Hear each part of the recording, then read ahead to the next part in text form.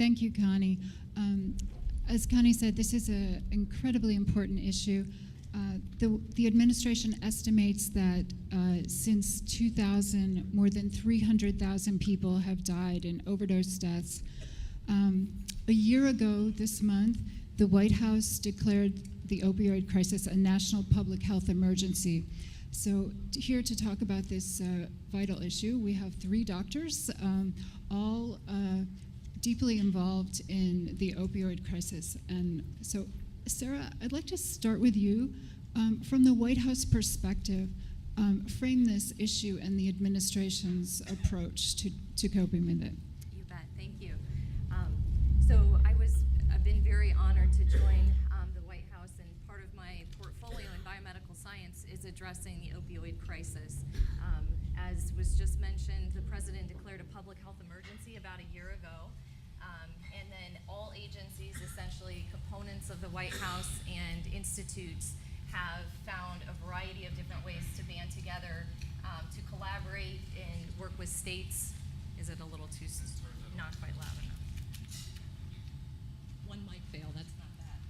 How about now? Is that working better? A little bit better, okay.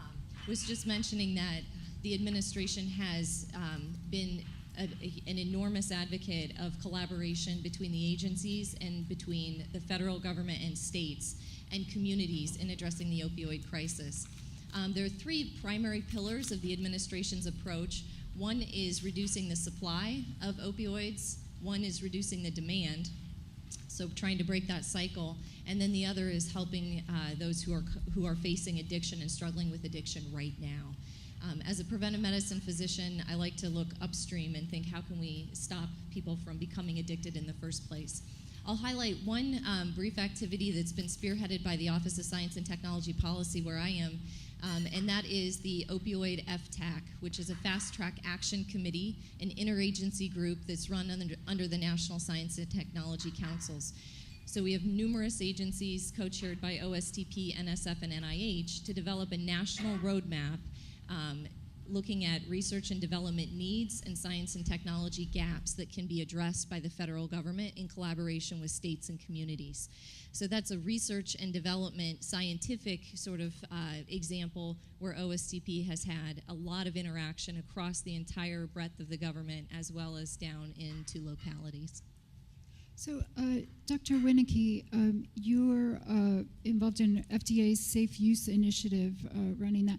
Tell us how that fits into this. Right, so the Safe Use Initiative is a group who funds studies to reduce preventable harm from drugs. So we cover all prescription medications, but certainly at this point, opioids are a big part of what we do. And one of the great things about our initiative is that we can partner with virtually anyone. We can partner with other federal agencies like the VA, academic researchers, professional societies, anyone who has an idea and wants to write up a proposal to say, this is how we think we can do something safer. And that could be indication-specific prescribing is one area we're looking at right now. So if someone comes in and they're gonna have knee surgery, how much do they need in terms of pain control? Do they need an opioid medication? If so, how long does the average patient need to take that medication? So what's the right amount to prescribe? With the idea being to give the patient the right amount they need to control their pain, but to make sure that we're prescribing as minimal amount as possible so that they don't have it sitting around left over in their medicine cabinet where someone else or later themselves, they might misuse or abuse that medication. And Dr. Sandbrink, tell us about the pain management program at VA and how that fits into this. You know, for the Department of Veterans Affairs, the Opioid Safety Initiative was started, or actually I should say, went nationwide, system-wide implemented in 2013 after successful piloting before. To put this into the framework at that time, in 2012, we have 2 million veterans who had chronic pain diagnosis established in their chart. So they needed treatment for chronic pain, and 1/3 of those patients were on opioid medication. That doesn't mean 1/3 of the veterans, but 1/3 of the patients who had a chronic pain diagnosis. But we also know that the opioid prescribing rate is clearly correlated with development of opioid use disorder as well as opioid overdoses. A study from about 10 years ago, the data from about 10 years ago showed that veterans were about twice as likely, 1.9 times as likely, to die of an accidental overdose than the non-veteran population. But we also know that in veterans, compared to the non-veteran US population, chronic pain conditions are more common and pain is more commonly severe. And in addition, the severe pain conditions are often in the context of significant mental comorbidities, in particular PTSD, but also TBI. Really, it's a triad of medical, mental conditions together with a pain condition that contribute to risk. So we've initiated the Opioid Safety Initiative, and it's not just about reducing opioid prescribing, knowing that not starting patients on opioid in the beginning, and rather providing better, safer pain care through a multimodal pain care. But we've also greatly have expanded access to non-pharmacological therapies. So we've provided access to complementary integrative health modalities, behavioral therapies, physical medicine rehabilitation modalities, clearly across the board, greatly expanding the options to veterans. So when the administration declared this a public health emergency, how did that change the approach to this crisis? Sarah, do you want to take that? So I think the medical community and people across the country who were struggling with this problem for a long time without it being in the national spotlight were relieved and inspired when the administration declared it a national public health emergency. How that reoriented the framing of it, in my perspective from the White House, is that essentially all agencies and all components within EOP knew that this issue needed to rise to a top slot in their priority list. They were also asked to redistribute funding or reallocate funding, and then new funding flowed in to combat the crisis in a variety of ways. We were also challenged to think very creatively and outside the box. This isn't a problem that is simple. It's not one that appeared overnight, and it's one that requires a lot of innovators and thinkers to tackle. Essentially, we need research and development, we need collaboration, we need new efforts in terms of data surveillance and monitoring.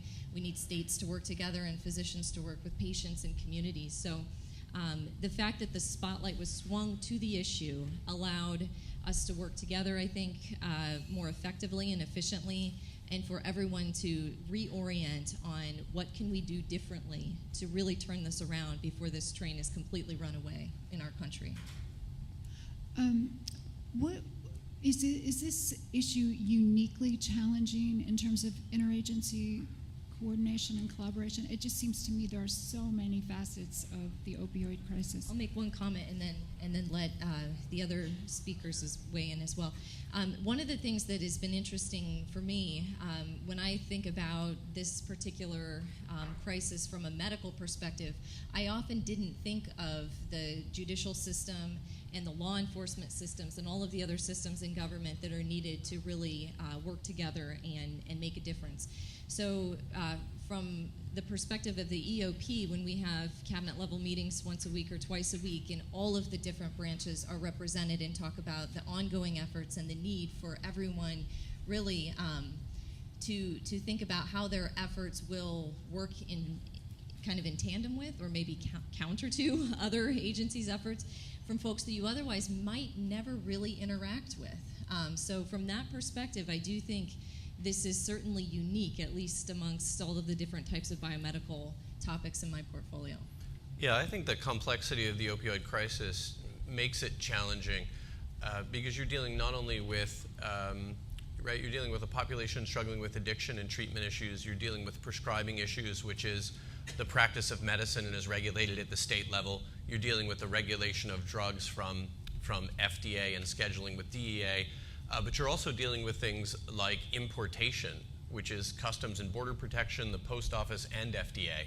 So those agencies all have to work together, and you can imagine with as potent as fentanyl is, you're really looking for that needle in a haystack with all the packages that are shipped into the United States through international mail facilities. So there are many challenges, I think, because the problem is incredibly complicated, and it's overly simplistic to say, okay, well, we're going to reduce prescribing, and that's going to have other effects on the system, which you constantly have to think about. Reducing prescribing is a good goal, and if we're talking about, is it appropriate for this patient to receive an opioid after their carpal tunnel surgery, I think, yes, that's a valid thing to look at. But if we just say we're going to reduce everybody's opioids, we're going to forcibly taper people who've been opioids for years, we have to consider the consequences of that. Are those people going to turn to illicit drugs? Are we increasing risk for suicide? So there are so many complexities of the situation that it requires very careful thought before action is taken, and interagency cooperation, because what one organization does is definitely going to affect what another organization has to do in terms of reacting or acting in a similar way. So that kind of cooperation becomes essential. Yeah, I'd like to add on also that it's so important that we as federal agencies together with the non-federal institutions, that we really speak the same language. We need to have a well-informed public, but we need in particular well-informed, educated patients who make the right choices together with their providers. And in order to do so, the patients have to realize what are the alternatives and what are the risks versus benefits for opioid therapy. In particular, I think our understanding of the consequences of long-term opioid therapy for non-cancer pain, for chronic pain over decades. Many patients that we talk to, nowadays clearly do not want to maintain on opioid medication for the rest of their life. But it's challenging to reduce opioid medication. But the first step is that there is really an awareness and a motivation to change course. And I think that's why it's so important that we as federal agencies speak the same language, provide the same information that is consistent and allows patients to make make well-informed decisions. A couple of years ago, when the CDC guidelines came out initially, there was great controversy about it. And I think that has in many ways settled, but still, I think it is so important for the public, and we see that also within our own system, within the Department of Veterans Health, Veterans Affairs and the Veterans Health Administration, that it's important that providers, even locally, speak the same language, provide the same information, and provide this wraparound care that says, hey, we want you to be on a safer pathway for opioid medication, but also in a non-judgmental way, address the concerns about opioid use disorder. The stigma related to opioid use disorder is still out there. We need to treat it as a medical condition. We have evidence-based therapies for that. If somebody is affected by opioid use disorder, we need to provide him or her the best treatment possible, which is medication-assisted treatment as part of an opioid use disorder treatment program. And so we certainly, in our system in the Department of Veterans Affairs, are in the process of lowering the threshold for entry, making OUD treatment, opioid use disorder treatment available right within primary care, not relying on referrals to specialty care. And we need to do this system-wide in this country. I'd like to ask each of you to describe what you see as the greatest challenge in tackling this from an interagency perspective, from your respective positions. Dr. Brenner, do you want to start? That's the easiest question we've had so far. Start at that end. There are a lot of challenges. I think maybe breaking the mold on how things have been done in the past. I think that in terms of a theme that I've seen that's a challenge for all interagency work, and this in particular, learning exactly how to do that and how to do that in a very outside-the-box way. The other reality is that, unfortunately, we're fighting an enormous influx of illicit supplies. And I think that, sadly, to some degree, that's a bit underestimated on the clinical front and underestimated even in communities. And that's a tremendous challenge. The clinical challenges I'll let my colleagues from the VA and FDA talk about a bit more. But when we're in kind of our whole of government meetings, some of those real fractures in the legal system, the judicial system, and kind of they're not new, right? But they're really potent right now in terms of the influx of drugs and how many people are affected and how easy it is to just fall, down that slippery slope into Never Never Land. Getting people back up that slippery slope once they've fallen through those cracks is just tremendously difficult from a clinical perspective, let alone a social perspective. So I didn't give you one specific answer, but it's kind of a spattering of, when I do the double face palm, after some of these meetings, and I think these are really, really tough issues.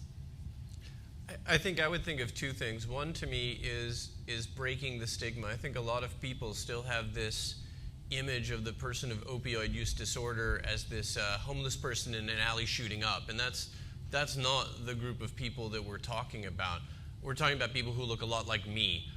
Middle-aged guy, probably clowning around with his kids, blows out his knee and has knee surgery, and then becomes addicted to opioids following an appropriate prescription.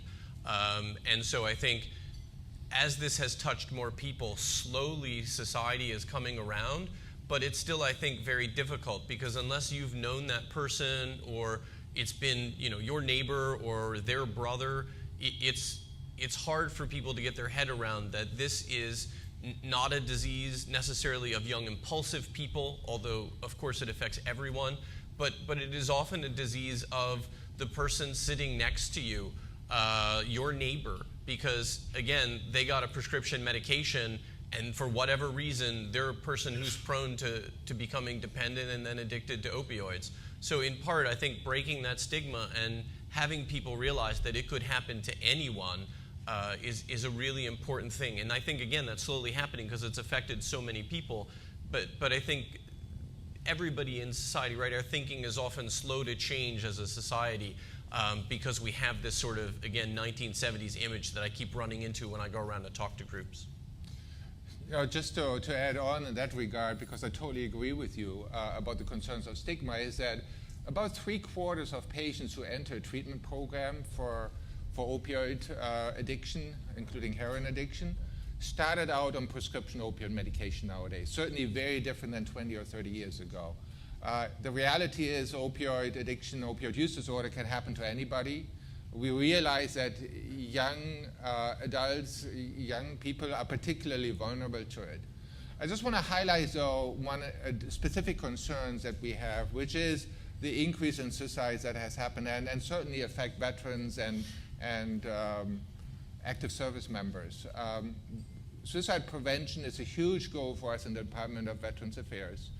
And we realize that patients who have their opioids reduced, patients who are on opioid pain medication, are often challenged with mental health comorbidities. And we are particularly concerned about suicide risk. We have to realize these patients, about 3/4 of the patients that had an overdose had a mental health diagnosis when we looked at our 2014 data. The dosage alone is much less a risk factor than the mental health comorbidities. But we also realize that it takes a very proactive approach, that patients may be not volunteering the information right away. So in our system, we proactively assess every patient who now comes to a pain clinic, as well as to primary care for suicide risk, as part of the initial evaluation. We also mandate in our facilities now across the United States that the teams of primary care, mental health, pain care, addiction treatment come together and evaluate the patients that we know are at highest risk of suicide. Our dashboards, our internal predictive analytics, show us who is at highest risk. And we want to coordinate their care. We need to make sure that, patients who have these concerns, that they feel that there's support for them. And that includes access to opioid use disorder, but also as opioid medications are being reduced, that they need to have access to mental health support, even if no opioid use disorder is present. We also realize that patients are often particularly vulnerable after having their opioids significantly reduced or even stopped. For many months, maybe even years, there's a protracted withdrawal symptom, opioid withdrawal symptoms. patients are very vulnerable to then restarting opioids, maybe even at the prior dosage that they were on before, but now they're much less tolerant. And taking an opioid medication again after having stopped it for possibly weeks or months, maybe in higher doses than the person can tolerate, and is at risk of overdose. So everybody needs to have an open ear for this. We need to make sure that everybody across this nation knows that there is help out there, and that we are ready to provide this. That the whole system, I think, needs to open up, reduce the stigma, as you pointed out, and make sure that there's access to care that is medical and mental health care. So we're winding down on time here. I want to end, though, on a more optimistic note.